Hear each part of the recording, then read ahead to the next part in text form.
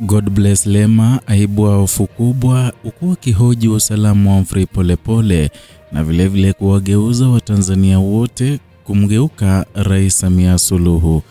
Ujambo na karibu kwa taarifa zetu za Kenyascope, na ikiwa ni mara yako ya kwanza kukutana na channel hii, tafadhali kumbuka kusubscribe.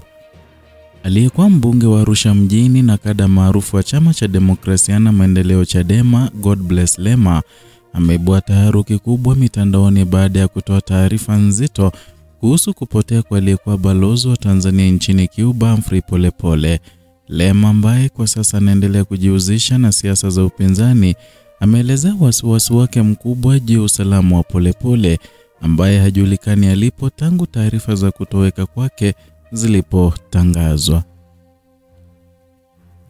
Taarifa hiyo ambayo imeenea kwa kasi kwenye mitandao ya kijamii imetafsiriwa na wachambuzi wa masuala ya kisiasa kama sauti ya tahadhari kuhusu usalama wa viongozi wa umma na wanaharakati nchini.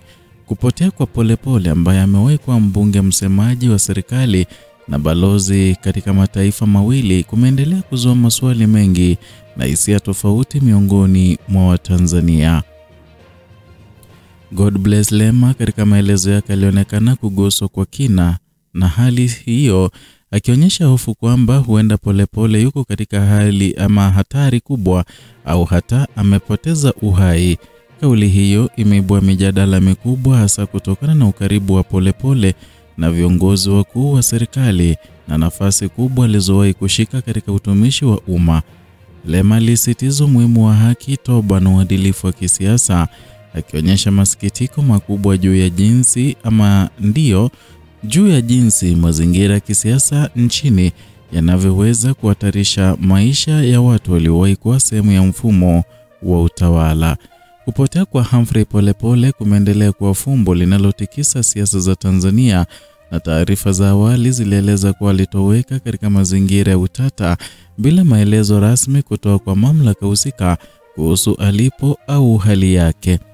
Tukio hili limeibua hisia za hofu na maswali kuhusu usalama wa viongozi wa zamani na wanaharakati wa kisiasa, hasa katika kipindi hiki cha kuelekea uchaguzi mkuu wa Oktoba tarehe 29 mwaka huu.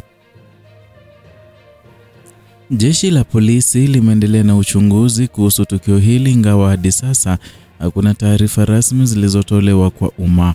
Wakati wananchi wakiendelea kufuatilia kwa makini, mitandao ya kijamii imefurika maoni ya watumiaji wanaoelezea huzuni, hofu na matumaini kwamba Polepole atapatikana akiwa salama.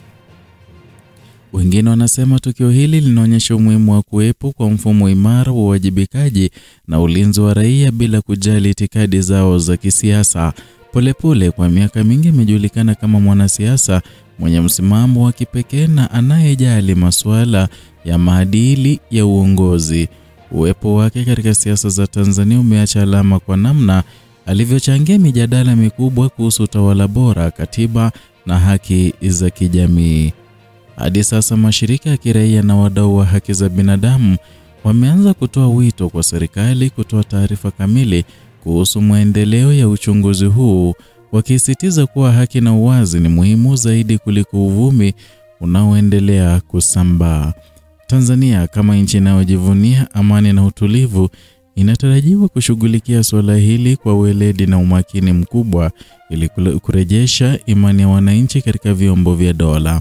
Wakati huo, sauti ya wasiwasi kama za Godbless Lema zinaendelea kuamsha hisia za umma na kuzua mjadala mpana kuhusu usalama, uadilifu na mustakabali wa kisiasa nchini Tanzania.